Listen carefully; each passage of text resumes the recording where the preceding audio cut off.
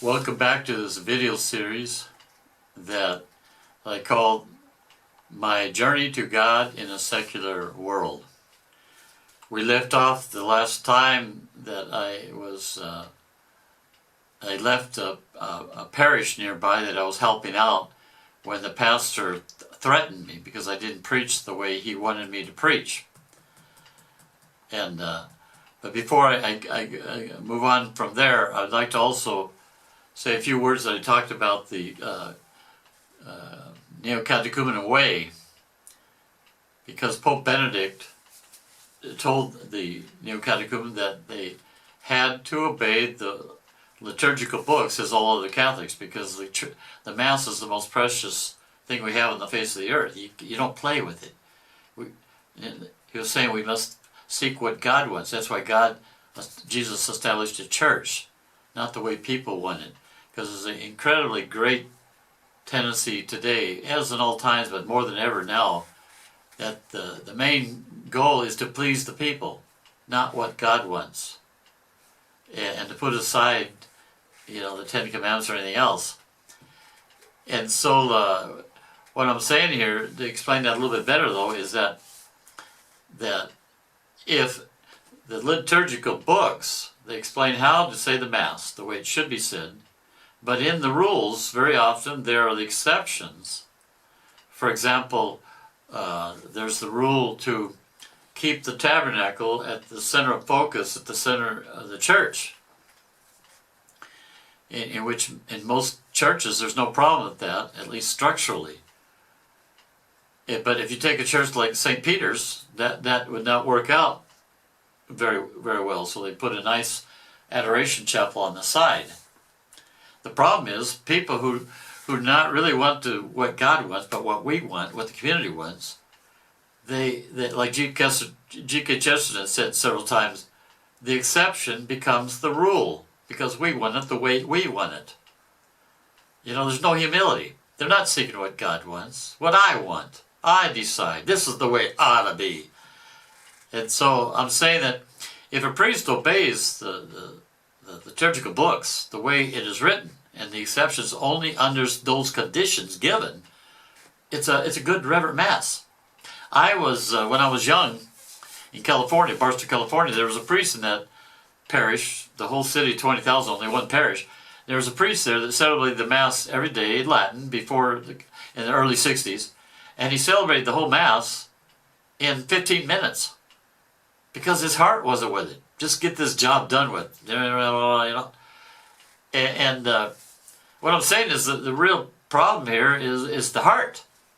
If a person has humility and trusts God, and they want to do it the way God wants, the Novus Ordo Latin Mass will come out very well. But if the heart is not converted, everybody wants it the way I want, to please my friends, please my parishioners, whatever else, it will come out not with the God at the center. And if God is not at the center, God is not going to help us. And so the Neo-Catechumen is only one example, but this happened all over the church. That everyone does not obey the liturgical books, because the Mass exists to please me, not to adore God, first of all, and so on. And so if you want to read more in detail about these things, one of my first articles I wrote on this topic is called The Neo-Catechumenal Mass, that I published in February 2015. Anyway, continuing along with our story here, the priest at Magione, who I left because he threatened me, what happened was after I left, about 2 or 3 days later, he called me on the phone and says I had to come to a meeting at Magione and the bishop will be present. I very quickly understood what was going on. He didn't like it that I left without his permission. And so he called the bishop to discipline me. And so, but he called me 4 days before this meeting was to occur. And I understood what was going on. And so I had 4 days to prepare my defense. So I worked 4 days and then I printed it, 4 pages. So when the bishop arrived, I was expecting maybe the main bishop, Bassetti, came the auxiliary bishop, Paolo Giglietti. And so when he came and he basically just in his great intelligence to just do this, do this, do this, then I gave him my defense. He read it. And by the way, if you want to read this defense I prepared, it's an article that's with the title, "The Hidden Broad Road to Perdition." I published it in May 2015. So anyway, he gave me this advice and so on and so on. The pastor expected him to hit me much harder to obey and everything else, but he kind of left, leaving it like that. And the day after, he wrote out what he had said to me, and he wrote out what he had said to me, and so then what happened? Then what happened? I was still in this parish in Lisciano Niccolni, and for the homilies, I would explain the Gospels interpret them according to the Catechism of the Catholic Church. And so slowly but surely, many people began to realize they were not living the Ten Commandments at all the way the Church teaches. If there was any virtue at all, they would say, be happy to discover God's will to get to heaven and do it that way. Instead, the great majority were angered at me. They were angered at me. And so several of them called the bishop. And so in October 13, 2015, the auxiliary bishop called me into his office to tell me that they had taken away my parish without talking to me, only to the people. The main priority, as many of you know by now, in the church, the first priority is to make happy the people. It doesn't matter what God wants. Make happy the people. And so they took away my parish, and in that meeting, it's interesting, this gave me the clue with other things too, because he said there would be a process against me. But he indicated, though, that it would be a process. He says on the level of morals, I was impeccable, but it'd be on the level of theology. I'll tell you why he says morally impeccable. Because about 6 months before they decided to take away my parish, there was a woman in that parish that was almost in a strange way, I mean, not normal. She tried many ways to seduce me. In many ways to seduce me.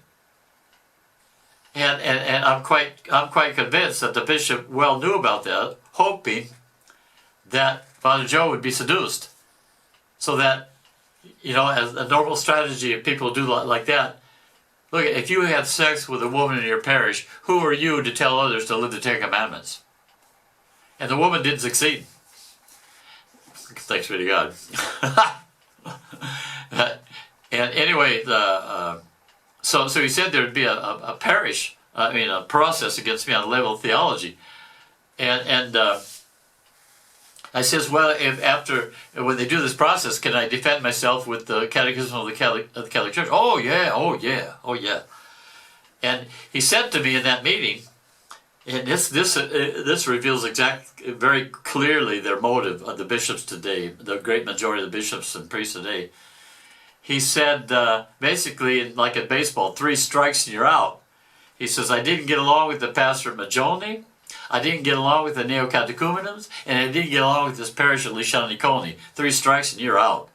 Had nothing to do with if I preached according to the catechism or anything like that. It's only if the people are happy. And so they took away the parish without any warning, and by the way, that article that I talked about, the hidden broad road to perdition, I had written that after the bishop left Majolni, and so when the bishop was in that meeting, he had several months before, had written down when he was at Majolni, and he asked me, why did I not respond to that? And I said to him, I says, I responded, but I didn't send it to you. Scusate, ma I just want to say that I didn't see any motive to send it to him because he wasn't open to understand any of this.